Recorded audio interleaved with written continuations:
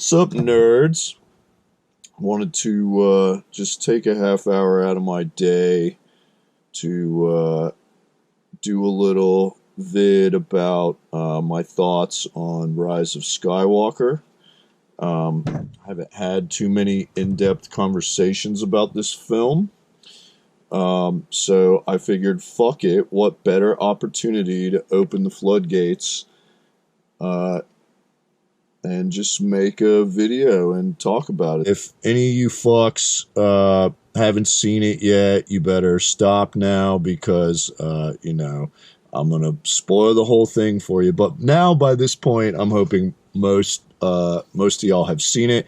If you haven't seen it, then I would stop this video right now. And also, if you make it to the end of this, we're probably close friends already, and we're on the same fucking page. So here we go. So I wanted to start just by saying, like, because I've seen this a lot, the argument that, like, oh, well, if you don't like the new Star Wars, like, you can kiss my ass. It's like, that is so short-sighted and narrow-minded, and just uneducated. And that's like me saying, like, oh, well, I love the Michael Bay Transformers films because it's giant robots, man. Like, what more could you want? Like, I don't know, a fucking proper narrative. Like, it was never even about the humans, but Michael Bay gave us humans. If you were with little giant robot scenes peppered in throughout, and it's like, if you paid attention to the original series and were a fan of the original series, or the animated film that came out in '89, which is fucking brilliant, you would notice that the humans took a secondary role and had a secondary arc that was, in support of all the main characters, which were giant fucking robots, because that was the focus. So you get where I'm going with this. And that's the other thing, like, limitations, I think are really important. And, Disney's the type of company where it's like, they've got more money than fucking God, but, like, does that mean that we're getting these really talented writers, or are we just throwing millions of dollars at, like, really expensive, like, green screen tech and all this CGI and shit like that? It's like, there's so much focus on making a visual spectacle that, telling a good story becomes something. Is that even a priority? We'll say secondary priority. But anyways, that's where I'm at with that. I see a lot of people just blasting on Twitter and shit, just like, yeah, if you didn't like it, you can suck it. It's like, no, like, I'd like to have a real conversation about it, because there were a lot of things that I liked. There's just also a lot that I didn't like, but we're gonna talk about what I did like first. So, Kylo Ren, I think he's the only character with any real character development across these three films. He's the only one with any stakes. I think Adam Driver's brilliant. I think he's great. I liked him. Lando, that motherfucker just looked happy to be there. He was great. I'd heard, he would show up at, a bunch of Comic-Cons and conventions and shit like that, and people could barely understand him. So I really got a kick out of that, because my buddy was like, yeah, man, I saw him at Dragon Con and he barely made sense. Like, I wonder if he was all jacked up. It's like, that's neither here nor there, but I thought it was funny. And I thought he was great. There was a Wedge Antilles cameo towards the end there. Hey, nice flying, Poe, and he's in the fucking little gunner seat on the Falcon or whatever. I thought that was cool. Nice little nod. Full head of gray hair, Wedge Antilles. Somehow he survived. That was cool. Nice little detail there. I also thought it was cool that we actually got to see Endor. We've only ever seen the Forest Moon before. Albeit that fight scene had some, like, really serious issues. No no graceful sabers there. Those motherfuckers were just swinging baseball bats. But we'll get to that. Babu Frick, I think, was also amazing. Classic Star Wars. I think this character was really what they were trying to do with the Porgs in The Last Jedi. Babu was very endearing, and it had that kind of old school kind of feel to it. It was like really timeless. You related to him, and I feel like he was perfect at ice skating. Like, oh, this guy's like making jokes, and it's cool. It's not like this very forced slapstick that we saw with Rian Johnson's film, and a little bit in this film as well. But yeah, anyways, Babu Frick, I thought he was sick. Classic Star Wars vibes with that little fucker. Let's see, what else? I thought the Carrie Fisher stuff was pretty well done. I think they did really well with what they had. And the Han scene as well, I enjoyed, and I think that's interesting too, because my immediate thought was, oh, I wonder if this was supposed to be Carrie Fisher in this scene, but obviously they couldn't do that. But yeah, loved all that. So yeah, those are kind of the positives. I had to see this film twice before I really discovered that I wasn't into it, because, the first time I saw the film, I left the theater feeling so relieved. I was like, holy shit, it wasn't a steaming pile like Last Jedi was. Like, I was just so relieved. I couldn't really take it all in. But after seeing it a second time, it was like, man, like, there's some really sloppy writing going on here. And that brings me to my next point, is like, no one really brings up the well-established lore that was around for, what, 15, 20 years, maybe longer than that. I don't know. And Disney's just glossed over all of that old school expanded universe stuff, and we're seeing a lot of, well, this is canon, this isn't canon. Oh, well, you know what, that was canon, but, fuck that. We're not going to do that. So I think that's my issue with really this whole trilogy. It's like one of my buddies said to me the other day, he's like, somebody tell these Disney scientists, man, like, yo, motherfucker, like, you were so preoccupied with making these films that you never stopped to think, like, if you actually should make them. So the big reveal, Palpatine is back in the opening crawl.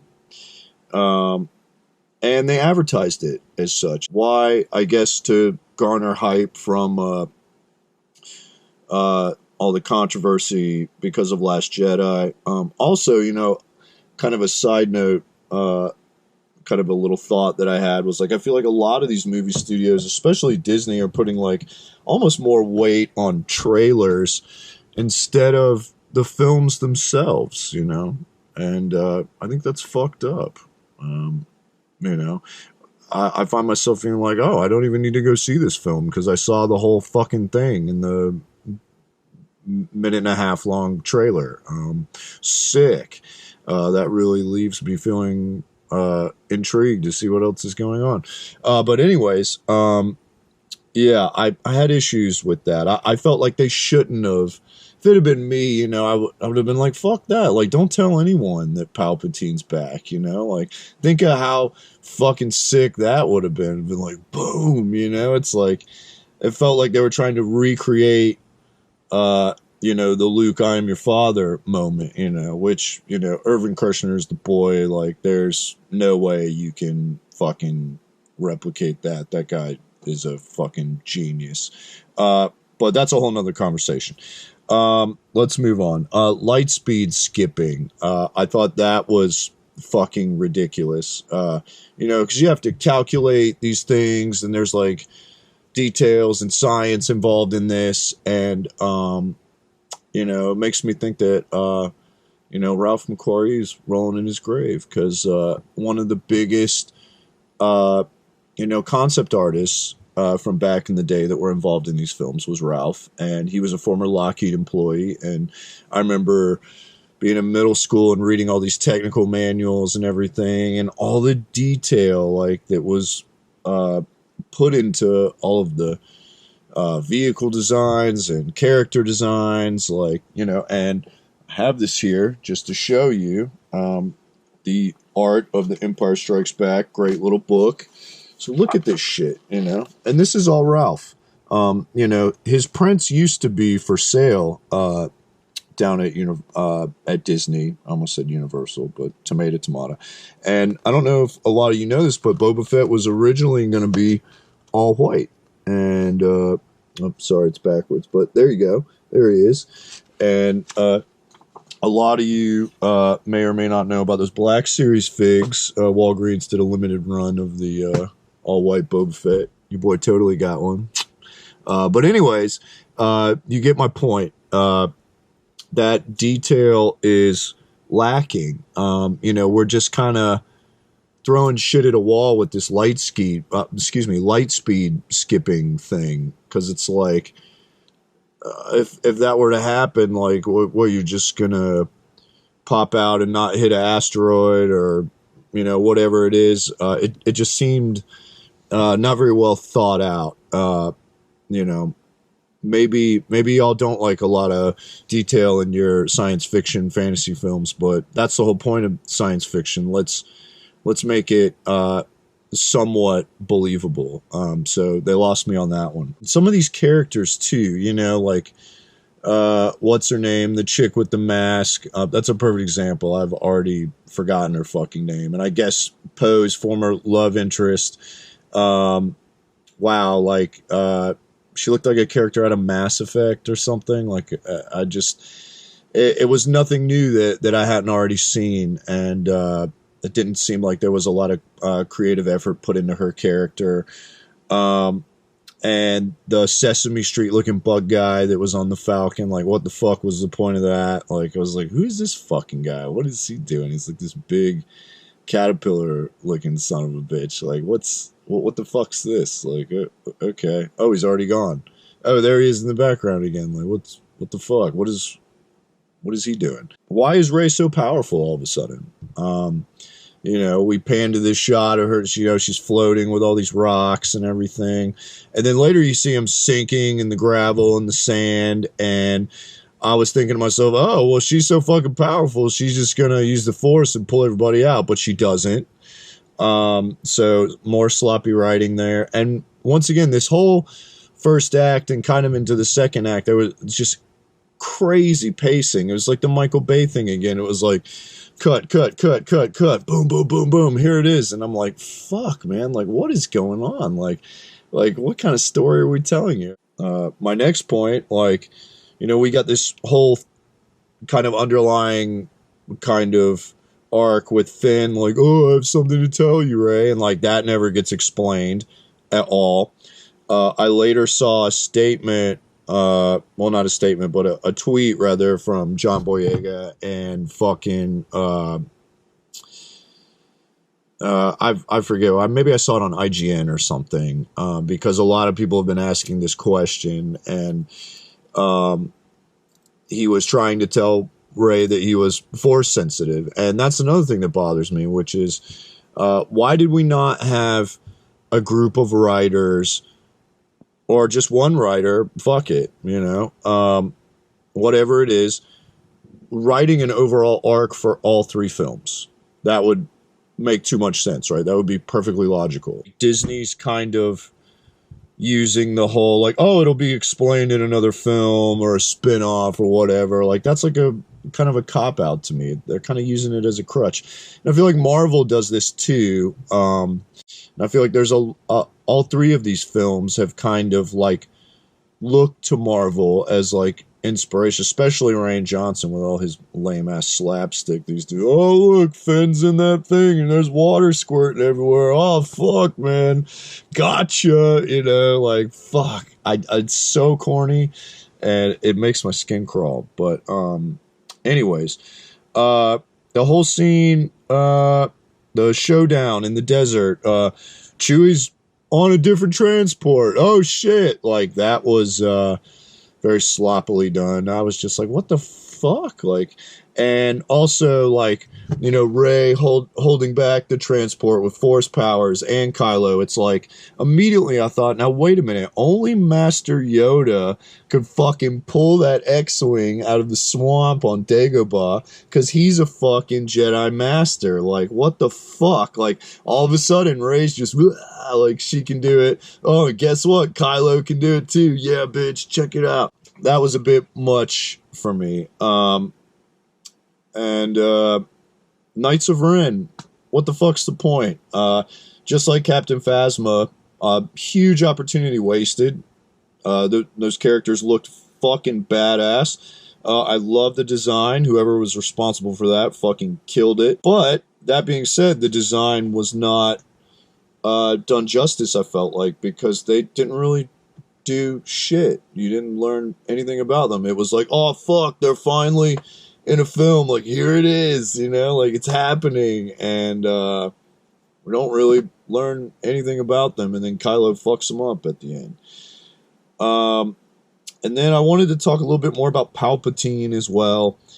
You know, like Kylo shows up at the beginning with the fucking Sith holocron or whatever the fuck, the Wayfinder, that's what they fucking call it. But essentially it's a holocron, but it's fine, you know. Disney's just doing whatever the fuck they want at this point. So he shows up talking to Palpatine. He's like, all right, just kill the girl, you know, like, we got it. And then later Rey shows up and he's like, yeah, actually, you know what, kill me and then I'll take over your body. And then later again it's like, actually, both of y'all, Rey and Kylo Ren, now that you're both here, I gotta like suck the life force out of both of you, and then I'll come back. Like the motivation keeps changing. Why does his motive keep changing? Like, more sloppy writing. And then he dies like super quick. Like, what the fuck? That was weird. Side note, that kiss at the end too, super forced. That was super weird. I don't know. It wasn't very endearing. It was pulled me out of the vibe. And then, you know, you got Lando miraculously showing up.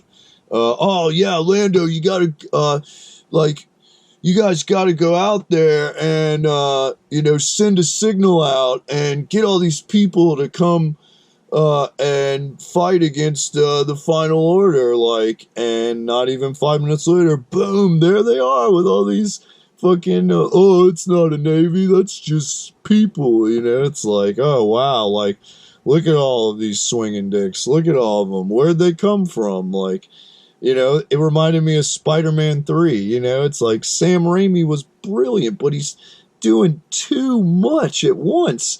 We can't do Sandman, fucking Venom, and fuck, there was another one. There was a third one. That just shows you how forgetful that film was, because I can't even remember what the third villain was. But there was definitely a third. Feel free to take a piss at me and make fun of me, because for whatever reason I can't fucking remember what it was. But anyways, that really bothered me. And then you got the tiny transport ship that lands on that Star Destroyer, and oh, look who it is. It's the chick with all her space horses. Like, this must be a clown car of a space transport, because that tiny thing dumped fuck tons of these space horses out there onto the side of the Star Destroyer. Like, oh man, like, how they all fit in that tiny transport? What's going on? But I would like to address, we did see the Imperial troop transport land there, and that was badass, because that was like an OG toy, and you never really saw it in the film, so that was like cool that they did that. So you could tell somebody was trying to do something dope there. But yeah, it's like, you know, I just felt like, oh, you got this team of guys throwing shit at a wall, you know. It's like, you're trying to do too much at once, man. The space horses, like, that shit's lame, man. Like, what the fuck? So I want to talk about this bad fight choreography. So say what you will about Phantom Menace or any of the prequels or old films in particular, but you know, Phantom Menace specifically, you know, I had a lot of issues with that film and Attack of the Clones. I was like, man, you know, you don't have to explain Boba Fett. You don't have to. But we won't get into that. The point is, you know, the Duel of the Fates at the end. That fucking guy that played Darth Maul, I can't fucking remember his name either. So, you know, call me out. I don't care. He was like this martial arts type.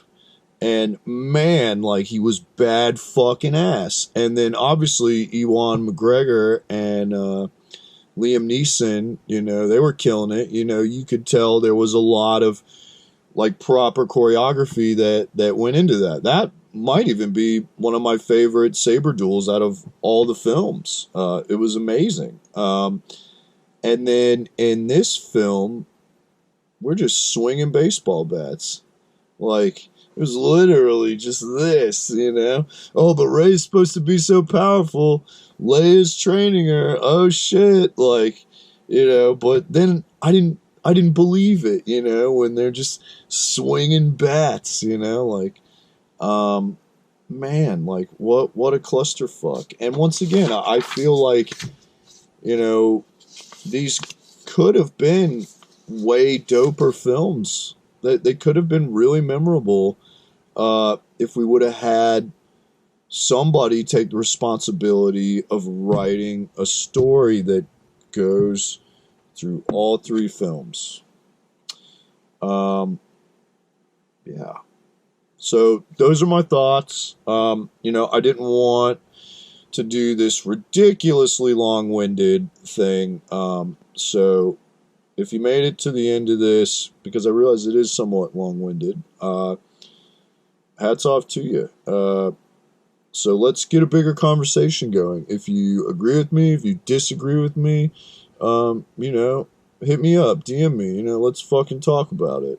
I hope you enjoyed this, my ridiculous, nerdy ramblings. And yeah, thanks for watching, y'all.